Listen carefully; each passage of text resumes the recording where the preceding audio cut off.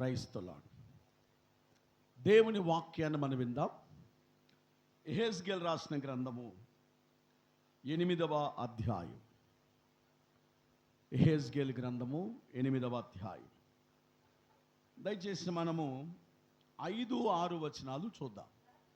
నరపుత్రుడా, ఉత్తర వైపు తేరి చూడమని యెహోవా నాకు సెలవీయగా నేను ఉత్తర వైపు తేరి చూచితిని.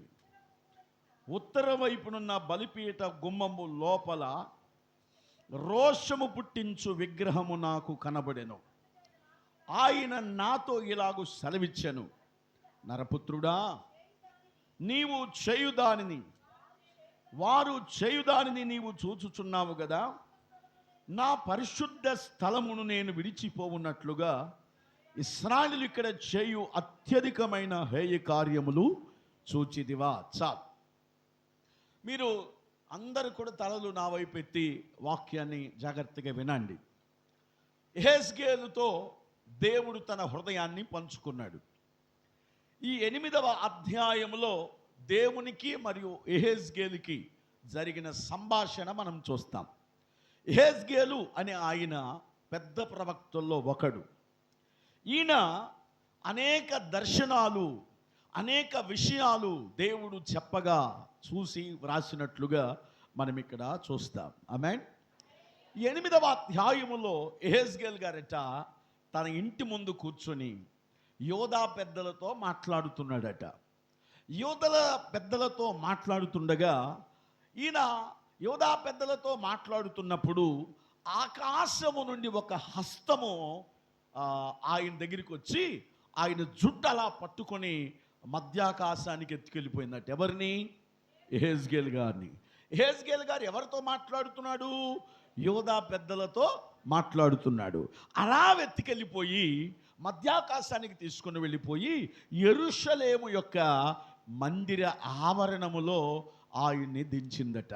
దయచేసి మనం చూస్తే ఇక్కడ మనము 3వ వచనములో చూస్తే మందిరము యెరూషలేమునకు ఉత్తరం వైపునున్న ఆవరణము దగ్గర నన్ను దించగా. ఎక్కడ దించిందట?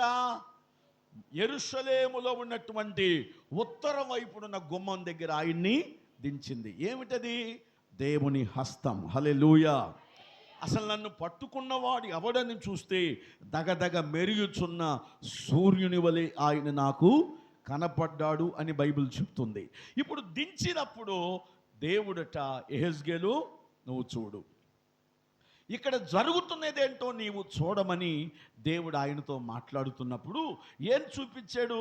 దయచేసి 4వ వచనములో మనం చూస్తే, 5వ వచనములో మనం చూస్తే, నేను ఉత్తర వైపు తేరి చూచితిని, ఉత్తర వైపున బలిపీఠము గుమ్మము లోపల రోషము పుట్టించే విగ్రహాలు నాకు. అది పరిశుద్ధమైన మందిరం, అది పరిశుద్ధ స్థలం, అది దేవుడు కోరుకున్న స్థలం. కానీ ఇప్పుడు యెహెజ్కేలుకు దేవుడు ఏం చూపిస్తున్నాడు? రోషము పుట్టించే విగ్రహాలు. ఎక్కడా? ఆయన మందిర ఆవరణములో. ఇది మందిర ఆవరణం. ఇప్పుడు ఇక్కడ పరిశుద్ధులే ఉండాలి తప్ప అపవిత్రులు ఉండటానికి వీల్లేదు. అంటే ఉండాలి, ఉండొచ్చు. ఎవరు? ఆయన యందు విశ్వసించి నేను కూడా ప్రభువుని నమ్ముకుంటాను, ఆ ప్రభువు నాకు కావాలి, వాక్యం కావాలి, ప్రార్థన కావాలన్న వారు ఉండొచ్చు. ఆయన ఎంత మాత్రం త్రోసివేసే దేవుడు కాదు. హల్లెలూయా. సరే, వాస్తవానికి ఇప్పుడు ఈ యొక్క యెరూషలేములో ఆ ప్రాకారాల్లో, ఆ మందిర ఆవరణములో ఆయన ఏం చూపించాడు? రోషము పుట్టించే చూపించి 6వ వచనములు అంటాడు, నేను నా పరిశుద్ధ స్థలమును విడిచిపోవున్నట్లుగా. నేను ఏం విడిచిపెడుతున్నాను? నా మందిరాన్ని విడిచిపెడుతున్నా, నా పరిశుద్ధ స్థలాన్ని విడిచిపెట్టినట్లుగా వారు ఇక్కడ ఏం చేస్తున్నారు? హేయమైన కార్యాలు చేస్తున్నారు. సహోదరి, నా వైపు చూడు. పాత నిబంధన కాలంలో ఆయన రాళ్లతో కట్టిన మందిరములో ఉన్నాడు. కానీ ఇప్పుడైతే ఆయన సజీవమైన మన మందిరాల్లో ఆయన నివసిస్తున్నాడు. మొదటి కొరింథీయులకు రాసినటువంటి పత్రిక మీరు చదవద్దు. 3:16 చూస్తే, మీరు దేవుని ఆలయమై ఉన్నారనియు దేవుని ఆత్మ మీలో నివసించుచున్నదని మీరు ఎరుగరా? ఎవడైనను దేవుని ఆలయమును పాడు చేస్తే నేను వారిని పాడు చేస్తాను, మీరే ఆ ఆలయమై ఉన్నారు అని బైబిల్ చెప్తుంది. ఆమేన్. ఇప్పుడు ఎవరు మందిరం? ఎవరు మందిరం? మనమే. మీరు దేవుని ఆలయమై ఉన్నారనియు దేవుని ఆత్మ మీలో నివసించుచున్నదని మీరు ఎరుగరా? ఇప్పుడు ఎవరు మందిరం అంటే మనమే. ఇప్పుడు మనలో ఆయన ఏం చూస్తున్నాడంటే, ఆయన మందిరాన్ని ఆయన వదిలిపెట్టి వెళ్ళిపోయే కార్యాలు మనలో నుంచి చూస్తున్నాడు. గమనిస్తున్నారా? నేను నా పరిశుద్ధ స్థలమును విడిచిపోవున్నట్లుగా, నా మందిరాన్ని విడిచిపోవున్నట్లుగా వారు ఇక్కడ ఏం చేస్తున్నారు? హేయమైన కార్యాలు చేస్తున్నారు. సహోదరి, నేను సూటి ప్రశ్న అడుగుతున్నాను. నీవు కడగబడ్డావు కదా, బాప్తీసం తీసుకున్నావు కదా, మారు మనసు పొంది రక్షించబడ్డావు కదా, అయితే మరి నువ్వు దేవుని మందిరమే కదా. అయితే ఇప్పుడు నీ మందిరములో ఎవరున్నారు? దేవుడు ఉన్నాడా, లేక అపవిత్రమైనవి ఉన్నవా? ఒకవేళ ఆయనకి హేయమైనవి ఉంటే నీకు ఆయనకి ఏమి సంబంధం లేదు. ఒకవేళ హేయమైనవి తీసేసుకొని పరిశుద్ధంగా నీ ఉంటే ఆయన నీతో ఉంటాడు. ఇప్పుడు నువ్వెవరివో ముందు నీకొక క్లారిఫికేషన్ రావాలి. నేను దేవుని మందిరం అని చెప్పే కుదరదు. నా లోపల ఎవరు నివసించాలి? దేవుడు నివసించాలి. ఇప్పుడు ఆ మందిరాన్ని ఆయన ఏం చేశాడట? విడిచిపెట్టి నేను వెళ్ళిపోయా. ఇదే మాట ఇర్మియా 12:7 కూడా మనం చూస్తాం.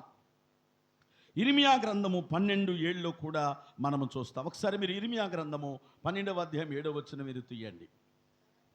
నా మందిరమును నేను విడిచిపెట్టాను, నా స్వాస్థ్యమును విసర్జించాను, నా ప్రాణప్రియురాలిని ఆమె శత్రువుల చేతికి నేను. అందరూ చూడండి, నేను నా మందిరాన్ని ఏం చేశాను? ఎవరు మందిరం? ఈ రాళ్ల మందిరమా? మరి ఎవరు? మనమే. హల్లెలూయా. ఇప్పుడు ఆ మందిరాన్ని ఏం చేశాడంట? ఎందుకని? అక్కడ రోషము పుట్టించే విగ్రహాలు ఆయనకి కనపడ్డాయి. యేసుగేల గ్రంథంలో చదివాం కదా, నన్ను ఆయన మందిర ఆవరణములు దించినప్పుడు ఆయనకి ఏం కనపడ్డాయి అంట? రోషము పుట్టించే. ఈరోజు ఎందుకు ఆయన మందిరాన్ని విడిచిపెట్టాడంటే, రోషము పుట్టించే విగ్రహాలు మనలో ఉన్నాయి. నేను అంటాను, నీ జీవితంలో దేవుడు నివసించాలి, ఇంకా ఏది నివసించటానికి వీల్లేదు.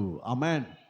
నీ హృదయంలో రాజకీయ నాయకులకు చోటు ఉండకూడదు, సినిమా యాక్టర్లకు చోటు ఉండకూడదు, లోక సంబంధమైన వారికి చోటు ఉండకూడదు. నీ హృదయములో దేవునికి మాత్రమే చోటు ఉండాలి. అది ఆయన పరిశుద్ధ మందిరమై ఉన్నది. హల్లెలూయా. ఇప్పుడు ఆయన మందిరాన్ని ఏం చేశాడట? నేను విడిచిపెట్టి వెళ్ళిపోయా, నా ప్రియురాలిని, అక్కడ చూడండి, నా స్వాస్థ్యమును నేను విసర్జించాను, నా ప్రాణ ప్రియురాలిని నేను ఎవరికి అప్పగించాను? శత్రువుల చేతికి అప్పగించా. మరి నిన్ను రక్షించుకున్నాడు కదా, మారు మనసు పొందావు కదా, మారు మనసుకు తగిన బాప్తీసాన్ని తీసుకున్నావు కదా, ప్రభు బల్లలో పాలు పంపులు పొందుచున్నావు కదా, నీవే ఆయన మందిరం అయితే మరి నీ లోపల విగ్రహాలు ఉన్నాయా, లేక దేవుడు ఉన్నాడా? ఒకవేళ నీలో విగ్రహాలు ఉంటే ఆయన నిన్ను ఎప్పుడో విడిచిపెట్టేశాడు. నీ స్వాస్థ్యమును అంటే నీ ఆస్తిని ఆయన శత్రువుల చేతికి అప్పగించేశాడు. ఆయన అంటున్నాడు, నా ప్రాణప్రియురాల్ని నేను ఎవరికి అప్పగించేశాను? శత్రువులకు అప్పగించాను. నేను కొంచెం లోతుగా వెళతాను. అసలు ఏమి విగ్రహాలు ఉన్నాయి మనలో, ఏముంటే ఆయన విడిచి వెళ్ళిపోతాడు అనేది ఒక్కసారి ఆలోచిద్దాం. ఒక్కసారి మీరు రండి, మనలో ఏ విధమైనటువంటి విగ్రహాలు ఉన్నాయో ఒక్కసారి మనము ఆలోచన చేద్దాం. దయచేసి మీరు జ్ఞాపకం చేసుకుందాం. ఇప్పుడు ఆయనకి ఏమి కనపడ్డాయి మందిరంలో? ఒక్కసారి యేసుగేలు రాసిన గ్రంథము, యేసుగేలు రాసిన గ్రంథము 5వ వచనం చదువుదాం. నరపుత్రుడా, 8:5, నరపుత్రుడా, ఉత్తరం వైపు తేరి చూడమని యెహోవా నాకు సెలవీయగా నేను ఉత్తరం వైపు తేరి చూచి తిని ఉత్తరం వైపున బలిపీఠ భుగమము లోపల రోషము పుట్టించే విగ్రహములు నాకు 6వ వచనము 3వ లైన్ నుంచి మనం చూస్తే నా పరిశుద్ధ స్థలమును నేను విడిచిపోవున్నట్లుగా ఇశ్రాయేలు ఇక్కడ చేయు అత్యధికమైన హేయ కార్యాలు చూసితివా. ఏం చేస్తున్నారు? అందరు చెప్పాలి, హేయమైన కార్యాలు అనండి. అంటే ఇష్టము లేని కార్యాలు చేస్తున్నారు. అందుకని నేనేం విడిచిపెట్టేశాను? నా మందిరాన్ని. ఏమున్నాయి మనలో హేయమైనవి? రండి ఒక్కొక్కటి మీరు జ్ఞాపకం చేసుకుందాం. సామెతలకు రాసిన గ్రంథము 28:9. ఏమున్నాయి మనలో హేయమైనవి? సామెతల గ్రంథము 28:9. ధర్మశాస్త్రమును వినకుండా చెవి తొలగించుకొని వాని ప్రార్థన హేయము. చాలు. ఏమిటి హేయమైన విగ్రహాలు అంటే? ఒకటి, వాక్యము వినని చెవులు అనండి. అందరు మీ చెవులు పట్టుకోండి. ఏ చెవులు ఇవి? వాక్యము వినని చెవులు. ఏ వింటాయి? లోకవార్తలు వింటాయి, సీరియళ్ళు వింటాయి, సినిమాలు వింటాయి, అన్నిటికంటే ముఖ్యంగా సాడీలు వింటాయి. ఇంకేం వింటాయి? చెడు మాటలు వింటాయి. కానీ ఏం వినవు? వాక్యం మాత్రం వినవు. ఇప్పుడు ఎవరు హేయులు? ఏమిటా విగ్రహం అంటే? వాక్యం వినకుండా, ధర్మశాస్త్రమును వినకుండా చెవిని తొలగించుకొనువాని ప్రార్థన, అంటే చెవిని మోసుకునేవాడి ప్రార్థన, చెవికి వాక్యము ఎక్కని వాడి ప్రార్థన దేవునికి హేయము. నీలో ఉన్న విగ్రహం ఏంటంటే వాక్యం వినని చెవులే విగ్రహాలు. ఆమేన్. ఈ చెవికి బుట్టలు తగిలిస్తారు, చెవి చెంకీలు తగిలిస్తారు, ఎక్కడ బొక్కలేసి ఏదో చిన్న చిన్నవి తగిలిస్తారు. మంచిదే. ఆ చెవికి చెప్పండి, అమ్మా నువ్వు ఏదైనా పెట్టుకో, కానీ వాక్యాన్ని మాత్రం వినమ్మా అని చెప్పాలి. స్తోత్రం చెప్పండి. ఒక్కసారి మీరు చెవి పట్టుకొని చెప్తారా? చెవి, నేను చెప్పేది చెప్తారే? చెప్పండి. చెవి, వాక్యం వినమ్మా. వాక్యం వింటే నీ ప్రార్థన దేవుడు వింటాడు. హల్లెలూయా. ఇప్పుడు ఆ రోషము పుట్టించే విగ్రహాలు ఉన్నాయి. అందుకని అక్కడ వాళ్ళు హేయమైన కార్యాలు చేస్తున్నారు. కాబట్టి నేనేం విడిచిపెట్టాను?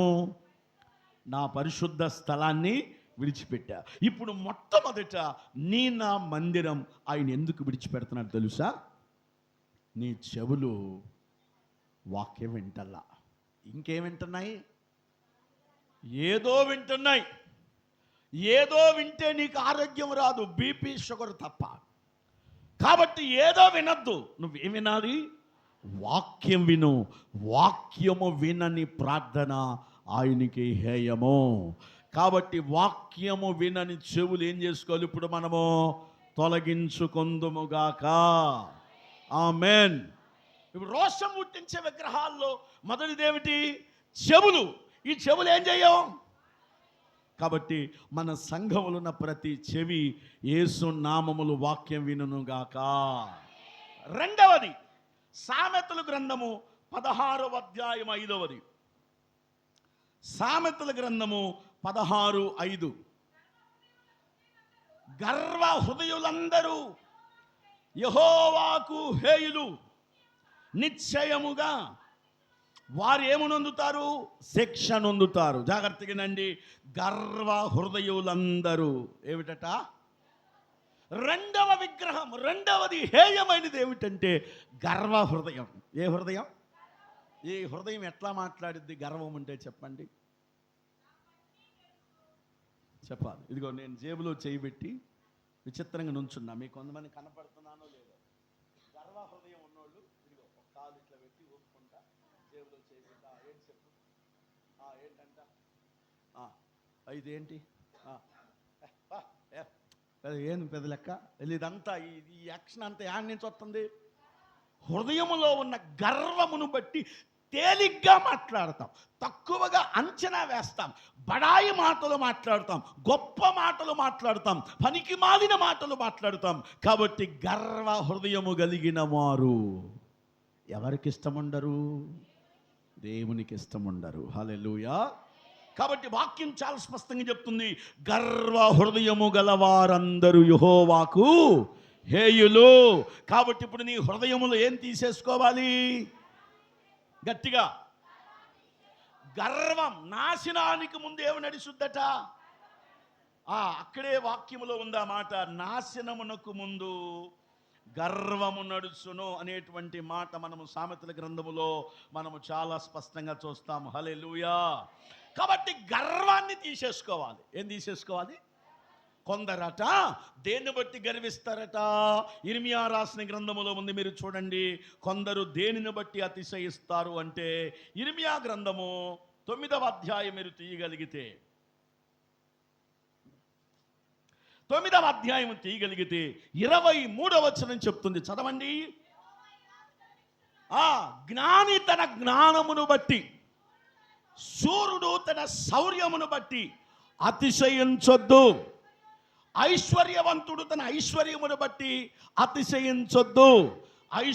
అతిశయించువాడు దేనిని బట్టి అతిశయించాలంటే, భూమి మీద కృప చూపుచు నీతి న్యాయములు జరిగించుచున్న యెహోవాను నేనే అని గ్రహించి నన్ను పరిశీలనగా తెలుసుకుని బట్టి అతిశయించాలి. అట్టి వారిలో నేను ఆనందిస్తున్నాను. చేతులు తెచ్చిన వాళ్ళు బిగ్గరగా దేవునికి స్తోత్రం చెప్పండి.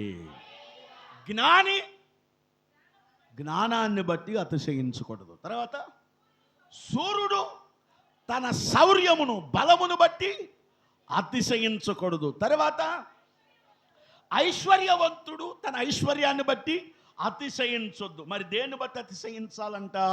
భూమి మీద కృపా న్యాయము జరిగించుచున్న యెహోవాను నేనని నన్ను పరిశీలనగా తెలుసుకొనుటను బట్టి మాత్రమే అతిశయించాలి. వారిలోనే నేను ఆనందిస్తున్నాను. ఆమేన్. హల్లెలూయా. పొద్దున్న నేను బండి మీద వెళ్తా ఉంటే నా మనసులో ఒక డైలాగ్ బుర్ర మీద తిరుగుతుంది. ఏమి తిరుగుతుందంటే, నెమ్మది లేకుండా ఎంత ధనం ఉండి ఉపయోగం ఏంటి? నెమ్మది లేకుండా ఎన్ని సవర్ల బంగారం ఉంటే ఉపయోగం ఏంటి? నెమ్మది లేకుండా ఎన్ని కోట్లు ఆస్తుంటే ఉపయోగం ఏంటి? ఇదంతా వ్యర్థం కదా.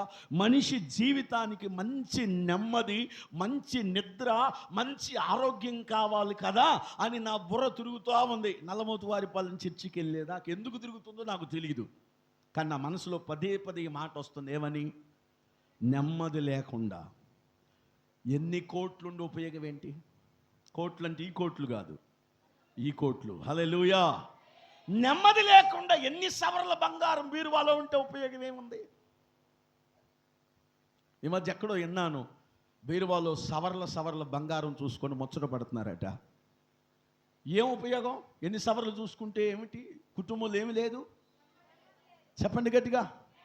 ఎన్ని కోట్లు ఆస్తి, ఎన్ని కోట్లు విలువ చేసే భూములు నీకున్నా, అన్నిటికంటే విలువైనది ఏం కావాలంటే నెమ్మది కావాలి. ఆ నెమ్మది ఎవరిలో ఉందో తెలుసా? మన ప్రభువైన యేసులోనే. బైబిల్ చెప్తుంది, నెమ్మది లేకుండా విస్తారమైన ధనముండుట కంటే యెహోవా యందు భయభక్తులు కలిగి ఉండుట ఎంతో. కాబట్టి ఇది నాన్న గర్వించొద్దు. నువ్వు డబ్బును బట్టి గర్వించొద్దు, అందాన్ని బట్టి గర్వించొద్దు, ఐశ్వర్యాన్ని బట్టి గర్వించొద్దు, బంగారమును బట్టి గర్వించొద్దు, వస్త్రములను బట్టి గర్వించొద్దు. నీవు యెహోవాయే దేవుడు, ఆయనే నిజమైన వాడు, ఆయనే సృష్టికర్త, ఆయనే పాపము నుండి విమోచించేవాడని, ఆయనే పునరుద్ధారణని తెలుసుకొని ఆయనలో అతిశయించు. అప్పుడే దేవుడు ఆనందిస్తాడట. దేంట్లో ఆనందిస్తాడట? నేను యెహోవాని, నాలోనే సమస్తం ఉన్నదని తెలుసుకున్న వారిలో ఏం చేస్తాడు? ఆమేన్. కీర్తనాకారుడు 22లో ఈ విధంగా చెప్పాడు. ఒక్కసారి మీరు కీర్తనలు 20వ అధ్యాయం 7వ వచనం చదవండి. కొందరు రథములను బట్టి, కొందరు గుర్రాలను బట్టి అతిశయపడతారు.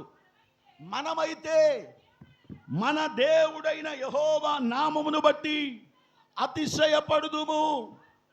వారు కృంగి నేల మీద పడి ఉన్నారు, మనము లేచి చక్కగా నిలిచి ఉన్నాం. ఆమేన్. మొదటి హేయమైనది ఏంటి ఆయనకి? వాక్యము వినని చెవులు. కాబట్టి ప్రతి వారు చర్చకొచ్చి ఏం వినాలి? వినకుండా నువ్వెంత ప్రార్థన చేసినా ఆయనకి ఇష్టమో. రెండవది ఆయనకి హేయమైనది ఏమిటి? గర్వ హృదయం. ఏ హృదయం?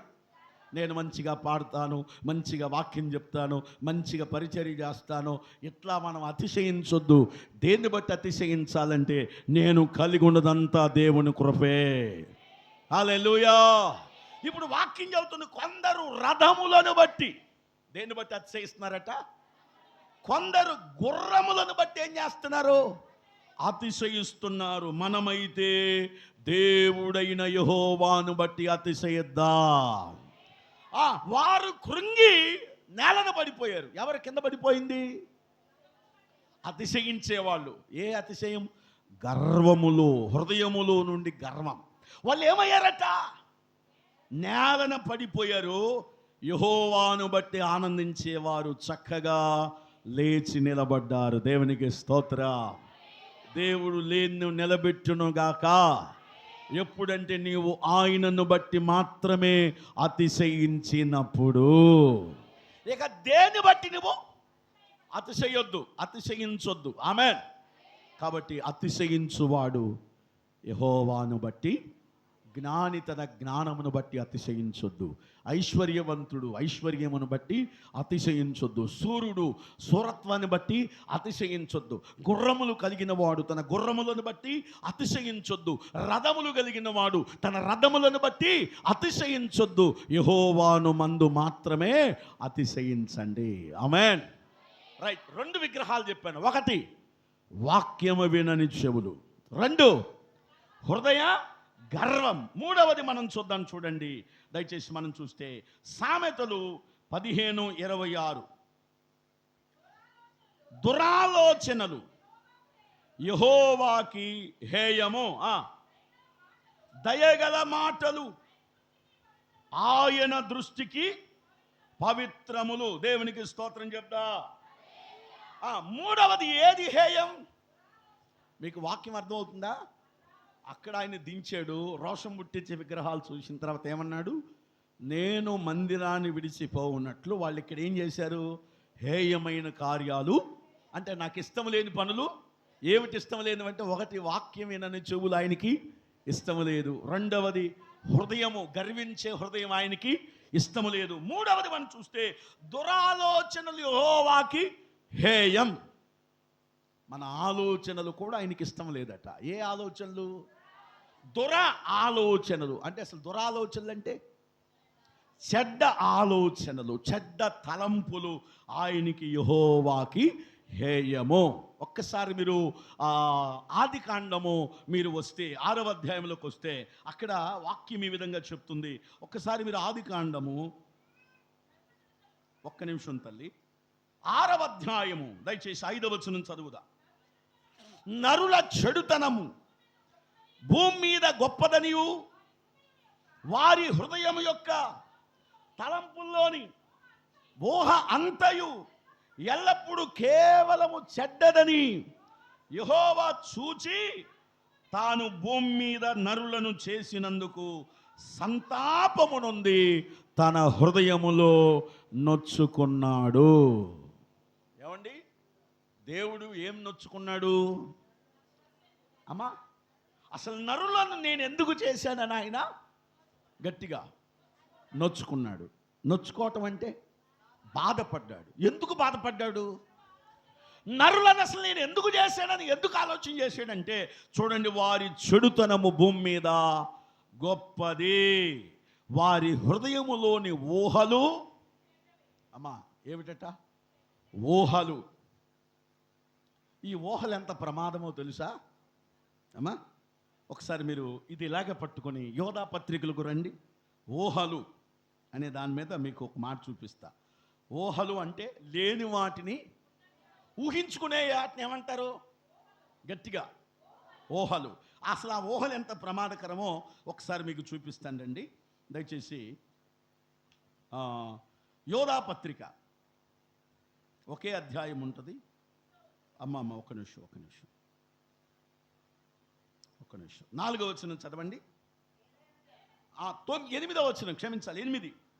అటువలే వీరు కలలు కనుచు శరీరమును అపవిత్రపరుచుకొనుచు. ఆగండి, కలలు అంటున్నారు అమ్మా గట్టిగా. కలలు, ఊహలు, తలంపులు, ఈ 3 ఒకటే రకానికి చెందినవి అమ్మా. తలంపులు, ఊహలు, కలలు. కొంతమందట కలలు గంట శరీరాన్ని ఏం చేసుకుంటున్నారు? గట్టిగా మాట్లాడాలి. ఎలా? కలగంటే శరీరం ఎట్లా అపవిత్రమైంది? ఇప్పుడు సమంత అని నా కల్లోకి వచ్చింది, నేను ఆమెను ఎక్సెట్రా చేశాను అనుకోండి. అంటే ఇప్పుడు నేను ఏం చేశాను నా ఊహల్లో? మీకు అర్థం అవడానికి చెబుతున్నా. అంటే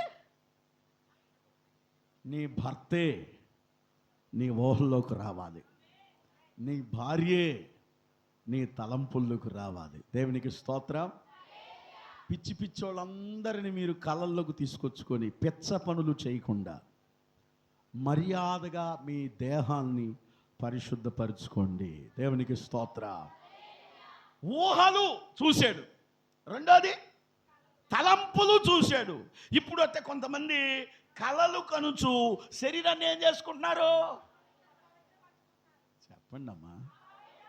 ఎలా? డాష్. ఆ డాష్లో మీరు ఏం పూర్తి చేయాలి?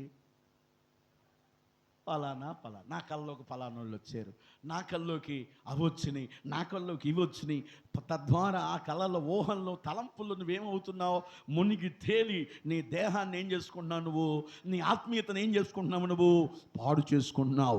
అందుకని ఇక్కడ ఆదికాండం 6వ అధ్యాయంలో చెప్పాడు, నరుల చెడుతనము భూమి మీద ఎలా ఉంది?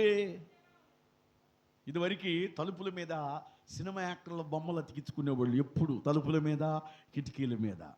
ఆమేన్. ఈ మధ్య ఆటో సీట్ల వెనక చూస్తే, ఆటో సీట్ల వెనక బ్యాక్ సైడ్ మీద సినిమా హీరోయిన్లు ఫోటోలు వేసుకుని వాడేదో పిచ్చమోహలన్నీ కంటున్నాడు. ఎవరు? Auto driver. ఆమేన్. ఇప్పుడు చాలామంది ఫోనుల్లో స్క్రీన్ షాట్లు పెట్టుకునేవాళ్ళు, స్క్రీన్ సేవర్లు పెట్టుకునేవాళ్ళు, రహస్యమైన ఫోటోలు పెట్టుకొని అవన్నీ చూసుకొని ఊహల్లో బ్రతికే మహానుభావురాళ్ళు బోళ్ళు మంది ఉన్నారు దేశం మీద. హల్లెలూయా. కాబట్టి ఇప్పుడు 3వది ఏమిటి ఆయనకి హేయం? ఇదిగో ఈ మైండ్లో ఉన్న ఆలోచనలు ఆయనకి హేయం. కాబట్టి నేను చెప్పేది ఒకటే, నీ ఆలోచనలు పరిశుద్ధముగా ఉండునుగాక, నీ తలంపులు పరిశుద్ధంగా ఉండునుగాక, నీ యొక్క ఆలోచనలు, క్రియలు, ఊహలు, కలలు అన్నీ కూడా ఎలా ఉండాలి? పరిశుద్ధంగా. ఆమేన్. ఎందుకంటే వాటిని ఎవరు చూస్తున్నారు? దేవుడు చూస్తున్నాడు. చూడండి, నరుల చెడుతనము భూమి మీద గొప్పదనియు వారి హృదయం యొక్క ఆలోచనలోని ఊహ అంతా కేవలము చెడ్డదని యెహోవా. వారి ఊహలు చెడ్డవి, వారి తలంపులు చెడ్డవి. కాబట్టి మన ఆలోచనలు చెడ్డవైతే అది ఎవరికి హేయం? అవి దేవునికి ఇష్టమో లేదు. కాబట్టి ఎన్ని మార్చుకోవాలి? వాక్యమేనని చెవులు మార్చుకోవాలి. 2, హృదయములో ఉన్న గర్వాన్ని మనం తీసేసుకోవాలి. 3వది, మన ఊహల్లో ఉన్న డాష్ గాళ్ళందరినీ తీసేసుకోవాలి. డాష్ గత్తుల్ని, డాష్ గాళ్ళని తీసేయాలి. ఆమె డాష్ గాళ్ళు అంటే అపార్థం చేసుకోండి, ఆ డాష్ మీద మీరు ఫలానా అని రాసుకొని వాళ్ళని ఏం చేయాలి? తీసేసుకోవాలి. దేవునికి స్తోత్రం. హల్లెలూయా. 4వది దయచేసి సామెతల గ్రంథం 15వ అధ్యాయము 8-9 వచనాలు. సామెతల గ్రంథము 15:8-9. భక్తిహీనులు అర్పించు బలులు యెహోవాకి హేయము, యథార్థవంతుల ప్రార్థన ఆయనకి ఆనందదాయకము. భక్తిహీనుల మార్గము యెహోవాకు హేయం, నీతిని అనుసరించు వానిని ఆయన ప్రేమిస్తాడు. ఆమేన్. 4వది, ఎవరి మార్గం, ఎవరి బలులు ఇష్టం లేదు? గట్టిగా చెప్పండి. మనం ఎన్నింటికి ముగించు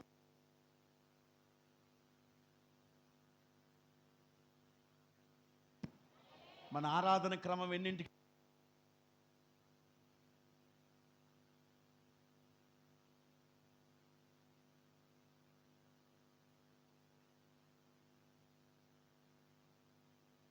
ఆమేన్. అందుకని 40 ఒక గంట ముందుకు జరిపాం. 9 గంటలకి ఆరాధన స్టార్ట్ చేశాం. దేవునికి స్తోత్రం చెప్పండి. ఇప్పుడు నాలుగవది భక్తిహీనులు అర్పించు బలులు నాకు ఇష్టము లేదు. రెండవది భక్తిహీనుల మార్గము నాకు ఇష్టము లేదు. అసలు భక్తిహీనులు అంటే ఎవరు చెప్పాలి? భక్తిహీనులు అంటే ఎవరు మీకు బాగా అర్థమయ్యేటట్టు చెప్పనా? ఉదాహరణకి మీరు ప్రవీణ్ డాక్టర్ దగ్గరికి వెళ్ళారు. మీ రోగాన్ని బట్టి ఆయన 4 రకాల టాబ్లెట్లు ఇచ్చారు. ఆ సంచి తెచ్చుకున్నారు, బోల్డ్ డబ్బులు ఖర్చు పెట్టారు. కానీ ఇంటికి వచ్చినాక వాటిని వాడకుండా ఉంటారే, వాడకుండా ఆ సంచిని ఏం చేస్తారు? గోడకు తగిలిస్తారే. వాళ్ళే భక్తిహీనులు. అంటే డాక్టర్ అంటే దేవుడు, అందులో ఉన్న ట్యాబ్లెట్లు 4 రకాలంటే ఒకటి ప్రార్థన, ఒకటి చర్చికి వెళ్ళడము, ఒకటి వాక్యం వినడము, వ్యక్తిగత పరిశుద్ధత కలిగి ఉండడం, ఇవన్నీ ట్యాబ్లెట్లు. దేవునికి స్తోత్రం. ఇప్పుడు దేవుడైన డాక్టర్ ఏం చెప్పండి నీకు? నువ్వు ఆరోగ్యంగా ఉండాలంటే ప్రార్థన చేసుకో, ఆరోగ్యంగా ఉండాలంటే వాక్యం విను, ఆరోగ్యంగా ఉండాలంటే వాక్యం చదువుకో, ఆరోగ్యంగా ఉండాలంటే చర్చికి వెళ్ళు, ఆరోగ్యంగా ఉండాలంటే పరిశుద్ధంగా ఉండమని డాక్టర్ చెబితే ఈ అన్నీ తీసుకెళ్ళి ఏడ తగిలిచ్చి మళ్ళీ ఈ చూపించిన ఆయన అంటారు, నన్ను ఎప్పుడు తీసుకెళ్ళా హాస్పిటల్కి? నాకేం ఖర్చు పెట్టా? ఏ రోజన్నా నన్ను తీసుకెళ్ళమని తీసుకెళ్ళావా? తీసుకెళ్ళాడు, చూపించాడు, డబ్బులు ఖర్చు పెట్టాడు, మందులు ఏడ తగిలిచ్చారు? గోడకి. తప్పెవరిది? అబ్బా, సహోదరిని దేవుడు దీవించునుగాక. హల్లెలూయా. చెప్పాలి గట్టిగా హల్లెలూయా. ఎవరు భక్తిహీనులంటే మందిరానికి దేవుడంటే తెలుసు, ప్రార్థన అంటే తెలుసు, రక్షణ తెలుసు, మారు మనసు తెలుసు, భక్తి తెలుసు, సంఘము తెలుసు, అయినా దేవుని పాద దగ్గరికి రాని వారు, ప్రార్థించని వారు, వాక్యము చదవని వారు, దేవుని స్తుతించని వారు, క్రమము లేని వారంతా భక్తిహీనులే. కాబట్టి ఇప్పుడు ఎవరిష్టం లేదు ఆయనకి? ఈ ట్యాబ్లెట్లు ఇచ్చి గోడకు తగిలిచ్చేవాళ్ళు ఆయనకి గట్టిగా. ఏమిటి ట్యాబ్లెట్లు అంటే?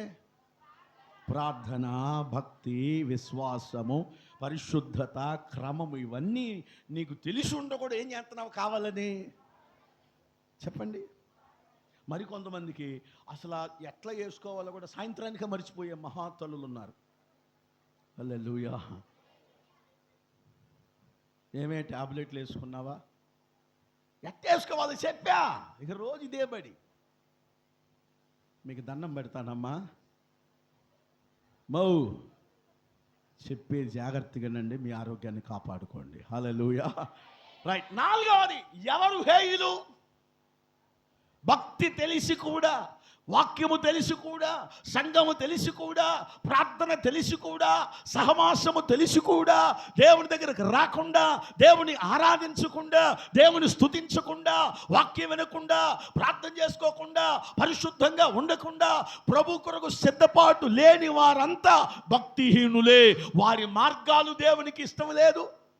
వారు అర్పించు బలులు కూడా చెప్పండి హల్లెలూయా. కాబట్టి భక్తిహీనతను విడిచిపెట్టి భక్తిలోనికి రండి.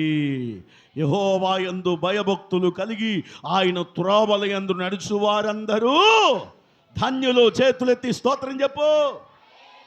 ఐదవది, ఒకటి వాక్యం వినని చెవులు ఆయనకి ఇష్టం లేదు. రెండవది గర్వించే హృదయం ఆయనకి ఇష్టం లేదు. మూడవది చెడు ఆలోచనలు కలిగిన మనస్సు ఆయనకి ఇష్టం లేదు. నాలుగవది భక్తిహీనుల మార్గము, భక్తిహీనుల అర్పణలు ఆయనకి ఇష్టం లేదు. ఆమేన్. అందుకని ఆయన ఏం చేశాడు? ఈ మందిరాన్ని విడిచి వెళ్ళిపోయాడు. చివరిగా ఐదవది మనం చూద్దాం రండి. ఆ కీర్తన గ్రంథము 119:63. కీర్తనలు 119, 163. 119వ కీర్తన 163 వచ్చిన. అబద్ధము నాకు అసహ్యం, అది నాకు హేయం. చాలు చాలు, అబద్ధము నాకు అసహ్యం అనండి గట్టిగా. అసలు పొద్దుగూకులు లెగితే మనం ఆడేదే అబద్ధం. ఏ నాయం కట్ట చూస్తారేంటి చెప్పండి. కుటుంబములో అబద్ధాలు, దేవుడి దగ్గర అబద్ధాలు, పిల్లల దగ్గర అబద్ధాలు, భర్త దగ్గర అబద్ధం, భార్య దగ్గర అబద్ధం. అబద్ధములాడు పెదవులు, చెప్పండి, అబద్ధము నాకు అసహ్యము, అది నాకు, గట్టిగా, అది నాకు హేయం. దయచేసి మీరు ఇంకొంచెం లోతుగా చదివితే సామెతలు 12వ అధ్యాయం 22వ వచనం. సామెతల గ్రంథము 12:22 ఒకసారి మీరు చదవండి. అబద్ధములాడు పెదవులు యెహోవాకి హేయులు, సత్యవర్తునులు ఆయనకి ఆమేన్. అసలు అబద్ధమే నాకు హేయం అన్నాడు. అసలు నాకు అబద్ధమే ఇష్టం లేదన్నాడు. ఇక్కడ అన్నాడు అసలు ఈ పెదాలు కూడా ఆయనకి ఇష్టం లేదంట. మళ్ళీ ఈ పెదాలకు మనం లిప్టిక్ రాస్తాం. ఇష్టం లేని పెదాలకు ఏమి రాస్తాం? లిప్టిక్ రాస్తాం. ఇష్టం లేని పెదాలకు ఏమి రాస్తాం? నూనె రాస్తాం. ఇష్టం లేని పెదాలను ఏం చేస్తాం? అబ్బో అందంగా ఉండాలని చాలా తిప్పలు పడతాం. నీకు నీ పెదాలు ఇష్టమైతే అసలు ఇష్టం లేని ఒక ఆయన ఉన్నాడు. ఎవరు? ఆయనకి ఇష్టం ఉంచుకో పెదాలు. దేవునికి స్తోత్రం కలుగును గాక. హల్లెలూయా. పెదవులను చూసి మురిసిపోబాక. అయ్యో ఊరికి ఇష్టంగా ఉండాలి. పందికి కూడా ఉన్నాయి పెదాలు. దేవునికి స్తోత్రం చెప్పండి. హల్లెలూయా. కాబట్టి దేవునికి ఇష్టమైన పెదాలు కావాలి. ఇప్పుడు అందుకని చెప్తున్నాడు, అబద్ధమాడు పెదవులు ఆయనకి ఇష్టము లేదు, సత్యవర్తునులు ఆయనకి ఇష్టలు. సత్యంగా మాట్లాడేవారు, నిజము మాట్లాడేవారు దేవునికి ఇష్టమైన వారు. అందుకే యెషయా గ్రంథం 59 మొదటి వచనం మనం చదివితే, రక్షించనేలుకున్నట్లు యెహోవా హస్తము కొరచ కాలేదు,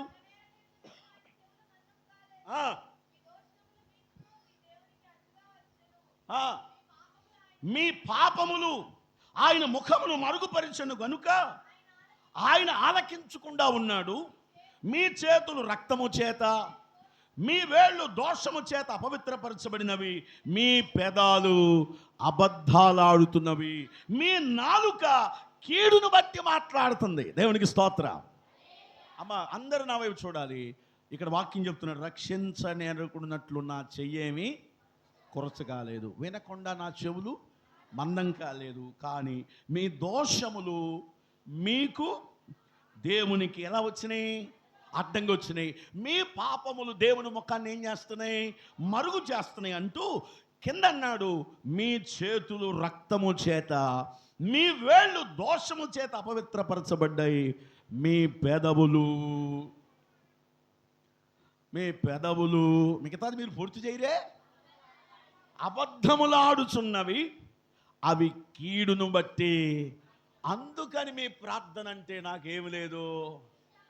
చర్చిలోకి వచ్చి అబ్బా అయ్యా ఏసయ్యా అయ్యా అక్క ఆపు,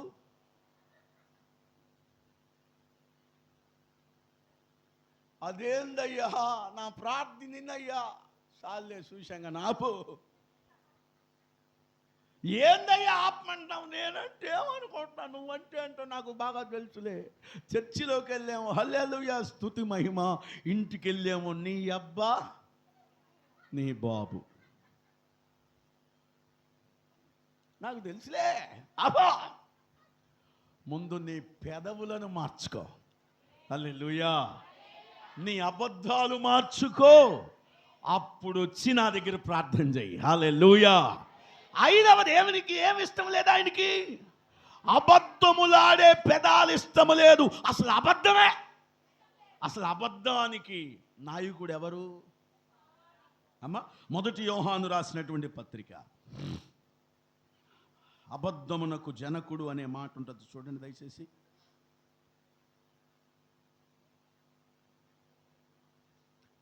మనము మొదటి యోహాను రాసిన పత్రిక 3వ అధ్యాయము 8వ వచనం. అపవాది మొదటి నుండి పాపము చేయుచున్నాడు గనుక, పాపము చేయువాడు ఎవరి సంబంధంట? చెప్పాలి గట్టిగా. అపవాది సంబంధి. దేవునికి స్తోత్రం కలుగును గాక. హల్లెలూయా. అక్కడే మనము చూస్తాం. దయచేసి ఎన్నో అధ్యాయం అంటే ఒకసారి మీరు చూడండి. అబద్ధమునకు జనకుడు అనే మాట మనం చూస్తాం. రైట్, సరే, మనకు టైం అయిపోతుంది. తర్వాత మనం ఈ విషయాన్ని జ్ఞాపకం చేసుకుందాం. అబద్ధమునకు వాడు ఎవరట? తండ్రి. ఒక్కసారి మీరు 1 యోహాను 5వ అధ్యాయము 17వ వచనం ఒకసారి మీరు చూడండి.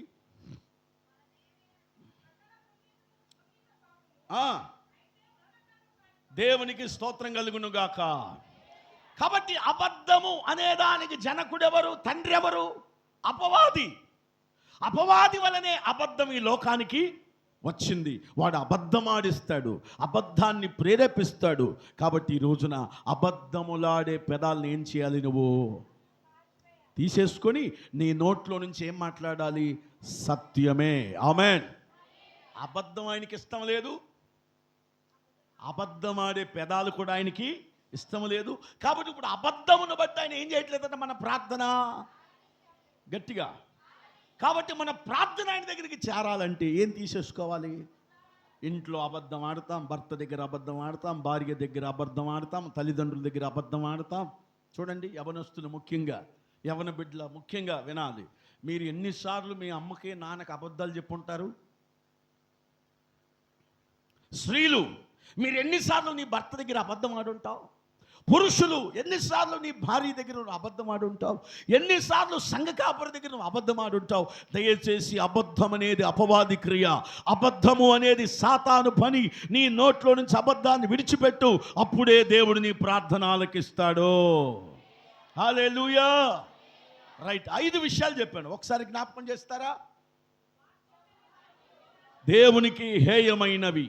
1, వాక్యము వినని చెవులు. కాబట్టి మన చెవులకి ఏం చెప్పాలి? నువ్వు మర్యాదగా వాక్యం వినమ్మా అని చెప్పాలి. 2వది, బడాయి మాటలు, గర్వపు మాటలు, హెచ్చు మాటలు మాట్లాడే గర్వాన్ని మనం తీసేసుకోవాలి. 3వది, దురాలోచనలు, చెడ్డ ఆలోచనలు చేసే మనస్సు మనలో నుంచి తీసేసుకోవాలి. 4వది, భక్తిహీనుని మార్గము, వారి యొక్క అర్పణలు నాకు ఇష్టము లేదు. 5వది, అబద్ధము నాకు ఇష్టము లేదు, అబద్ధమాడే పెదాలు కూడా నాకు.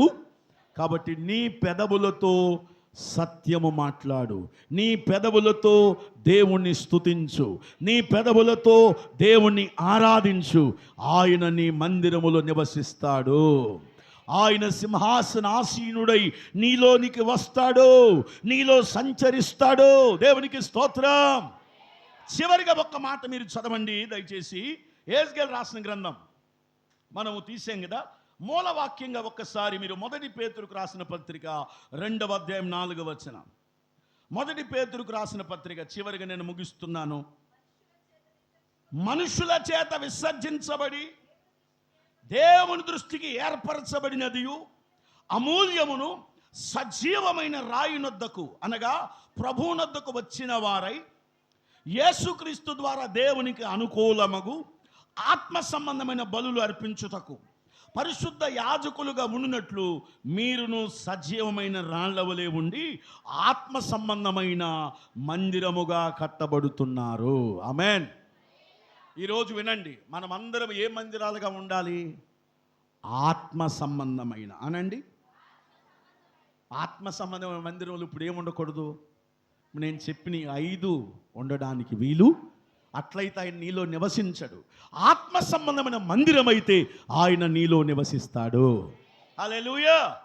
ఆత్మ సంబంధమైన మందిరం ఎలా వచ్చింది అంటే 4వ వచనం చూడండి. మనుషుల చేత విసర్జించబడిన మరియు దేవుని దృష్టికి ఏర్పరచబడిన అమూల్యమును సజీవమైన రాయినగు ప్రభువునొద్దకు వచ్చిన వారై. మనము దేవుని చేత ఏర్పరచబడిన సజీవమైన రాయి. ఎవరా రాయి? మన ప్రభువైన బైబిల్ చెప్తుంది ఆయనట విసర్జించబడిన రాయట. ఏ రాయి? తీసివేయబడిన రాయి తలకు ఆయనే సజీవమైన రాయి. ఇప్పుడు ఆ రాయినొద్దకు మనము రావాలి. వచ్చిన వారు ధన్యులు. ఇప్పుడు మీరు ఎక్కడికి వచ్చారు? ఆయన రాయి దగ్గరికే వచ్చారు. తర్వాత మాట చూడండి 5వ వచనములో, యేసుక్రీస్తు ద్వారా దేవునికి అనుకూలమగు ఆత్మ సంబంధమైన బలులు అర్పించుటకు. మన ద్వారా ఏం వెళ్ళాలి దేవునికి? ఆత్మ సంబంధమైన బలులు అర్పించబడుటకు పరిశుద్ధ యాజకులుగా ఉన్నట్లు మీరు సజీవమైన రాళ్ళ వలె ఉండి. మనం కూడా ఏ రాయిలాగా మారాలి? గట్టిగా మాట్లాడండి. సజీవమైన రాయి కదిలిద్దా?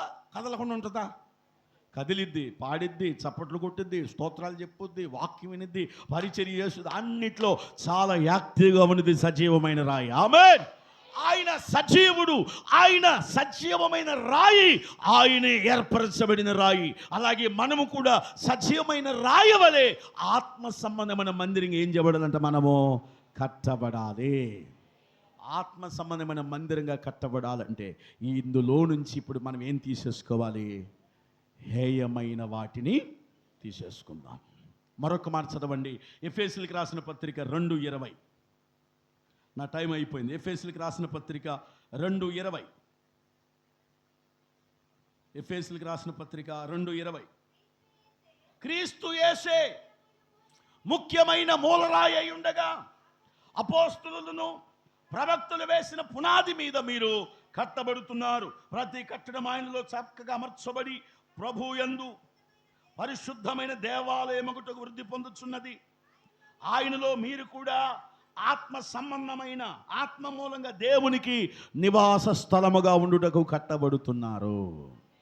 ఈ మాట చదవండి అందరూ. చివరి మాట, ఆయనలో కూడా మీరు ఆత్మ మూలముగా దేవునికి నివాస స్థలమై ఉండుటకు కట్టబడుతున్నారు. మనం దేని కట్టబడుతున్నాం? దేవుడు నివసించటానికి మనల్ని మనం కట్టబడుతున్నాం. అంటే ఇప్పుడు మనం ఒక మందిరం. ఏ మందిరం ఇది? నిర్జీవమైనది కాదు, సజీవమైన దేవుని మందిరం. ఇందులో దేవునికి బలులు అర్పించాలి. ఇది పరిశుద్ధమైన మందిరముగా అభివృద్ధి చెందాలి. ఆత్మ సంబంధమైన మందిరంగా ఉండాలి.